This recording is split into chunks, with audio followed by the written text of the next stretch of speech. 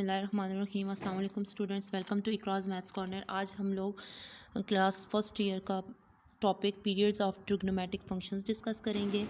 इससे पहले जो टॉपिक्स थे maximum, minimum, domain, range of trigonometric functions, वो हम लोगों ने डिटेल में डिस्कस कर लिया है। आज हम लोग पीरियड्स के बारे में डिस्कस करेंगे। जो ट्रिग्नोमेट्रिक 6 हैं रेशोज़, उनकी पीरियड जो हैं वो आपको पहले से मालूम है। Sine of X, cos of X, secant, cosecant, इन सब की जो ग्राफ है वो 2 पाई के बाद रिपीट होना शुरू हो जाता है। पीरियड की एक्चुअली डेफिनेशन ये होता है रेपिटिशन, कि एक स्पेसिफिक नंबर के बाद वो जो है रेपिटिशन शुरू कर दे, तो उसके बाद वो जो फिक्स नंबर होता है जहाँ से रेपिटिशन दोबारा शुरू हो जाती है, वही नंबर्स दोबारा आने शुरू हो जाते हैं। उसको हम लोग क्या बोलते हैं? पीरियड बोलते हैं उसका। ठीक है, अब आप लोगों के पास फॉर एग्ज़ाम्पल कोई आपके पास वैसे ही एक रैंडम ले लेते हैं, ज़ीरो। ठीक है, एक रैंडम सा हम शार्प सा एक ग्राफ ले लेते हैं, 1 2 3। अब ज़ीरो के बाद चेक करें कहाँ से वैल्यू, यहाँ 1, 0 से 1, 1 से 2 तक का जो डिस्टेंस है वो भी सेम है, 2 से 3। मतलब 0 से 1 पर आया, फिर 1 से 2 पे आया, तो इसका मतलब है 1 से दोबारा रिपीट कर दिया इसने अपना यही वाला ग्राफ, फिर 2 से दोबारा रिपीट कर दिया, फिर 3 से दोबारा रिपीट करेगा। तो इसका जो पीरियड है वो क्या बनेगा? 1 से भी रेपिटिशन दी एस, 2 से भी रेपिटिशन दी एस, 3 से भी रेपिटिशन दी एस। तो इसका जो पीरियड होंगे वो 1 भी हो सकता है, 2 भी हो सकता है और 3 भी हो सकता है, जहाँ से रेपिटिशन होना स्टार्ट होती है। बट याद रखिएगा जो इसका सबसे मिनिमम पीरियड होता है वो इसका जो है हम लोग यूज़ कर रहे होते हैं, जिसको हम लोग स्पेशल नेम भी दे रहे होते हैं, फंडामेंटल पीरियड, जो सबसे मिनिमम छोटा वाला पीरियड होता है। ठीक है, जैसे आप लोगों के पास साइन का ग्राफ हम लोग ले लेते हैं। ये जो इसका ग्राफ है वो यहाँ से स्टार्ट होके दोबारा यहाँ पर आके 2 पाई तक आया है, 0, 180, 360 और इसी तरीके से। और हम लोगों ने इसको पाई, 2 पाई, 3 पाई, 4 पाई, 5 पाई, 6 पाई की फॉर्म में लिखा है। ये जो ग्राफ है ये यहाँ से आप गौर से देखें, ये यहाँ से आकर यहाँ तक, फिर ये जो इसकी ये वाली पोजीशन है, सेम ऐसी पोजीशन देखें यहाँ से यहाँ तक।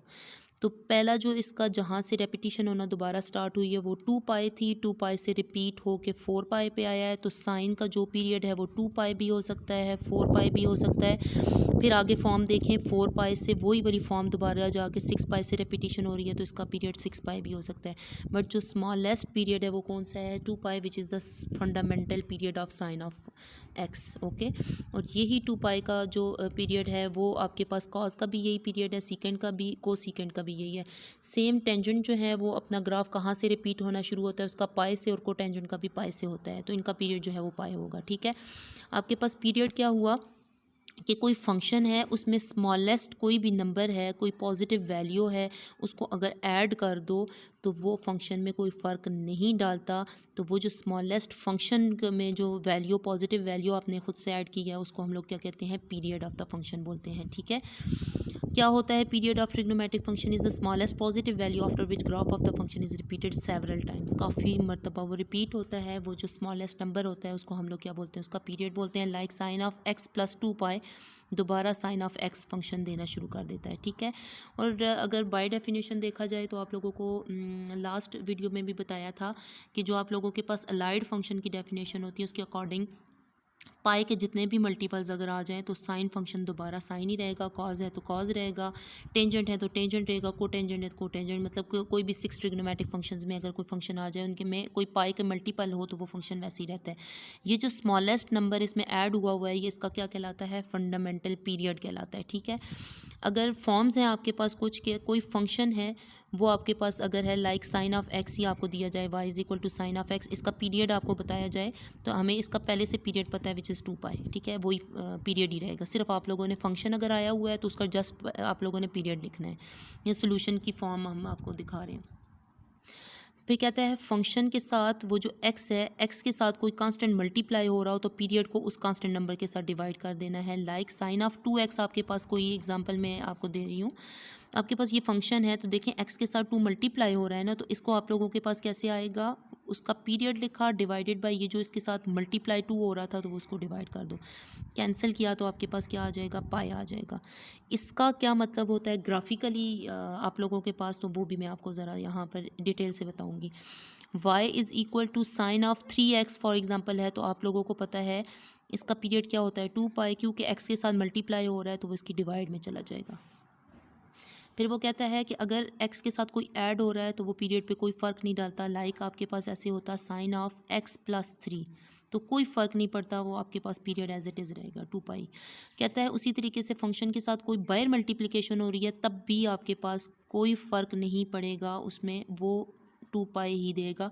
मतलब मल्टीप्लाई करने में उस फंक्शन की हाइट पे फ़र्क पड़ सकता है बट उसके डिस्टेंस पे फ़र्क नहीं पड़ सकता। ठीक है, रेपिटेशन जो हो रही है वो डिस्टेंस पे फ़र्क नहीं डाल सकती है।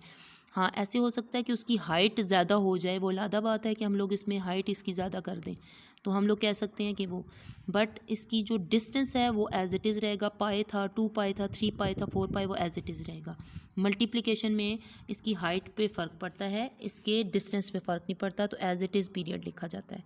अब हम लोग ज़रा इस कांस्टेंट फंक्शन के बारे में जो बात की है कि ये फंक्शन पे कैसा चेंज लाता है, फंक्शन कैसा हो जाता है जब हम लोग डिवाइड करते हैं। जैसे साइन ऑफ 2x था तो हम लोगों ने डिवाइड किया तो वो पाई हो गया, कंप्रेस हो गया, तो उसका पीरियड पाई बन गया था।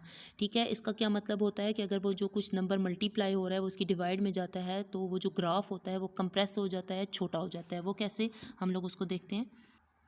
आपके पास कोई function y is equal to sine of x simple लेते हैं, उसका ग्राफ आप लोगों को पता ही है।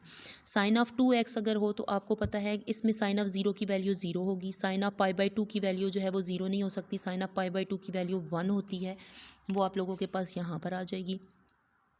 साइन ऑफ पाई की वैल्यू जो है वो फिर 0 हो जाती है तो यहाँ पर आ गया। इसी तरीके से 2 पाई की वैल्यू 0 होती है तब, पर यहाँ पर गौर से देखें तो जब आप लोग यहाँ पर साइन ऑफ 0 पुट करेंगे तो वो 0 ही देगा, पर जब आप लोग साइन ऑफ पाई/2 पुट करोगे तो 2 मल्टीप्लाई बाय पाई/2 कैंसिल होके पाई दे देगा, तो वो आपके पास क्या होता है 1 के इक्वल होता है, 0 के इक्वल होता है, तो वो आपके पास यहाँ पर 0 मतलब साइन ऑफ पाई/2 पुट करने से यहाँ पर आपके पास फंक्शन आ जाएगा। जो आपके पास पाई वाली वैल्यू थी वो कंप्रेस होके वो किस फॉर्म में आ गया है, वो इस फॉर्म में आ गई। ये पाई था ना, पाई से इधर वो जो ग्राफ था वो कंप्रेस होके वो पाई पे भी वैल्यू दे रहा है। पहले उसने जो है वो फंक्शन पाई पे था, पाई/2 पे था, तो वो आपको कोई ना कोई वैल्यू दे रही थी, वो हाइट पे थी। अब पाई/2 जो है जब इसके साथ मल्टीप्लाई होगा तो वो आपके पास कहाँ पे आ जाएगी, रियल लाइन के ऊपर आ जाएगी। मतलब ये जो ग्राफ था ये कंप्रेस होके तो वो इस फॉर्म में आ गया, ये ऐसे कंप्रेस होके आएगा, ये पाई से गुजरता हुआ।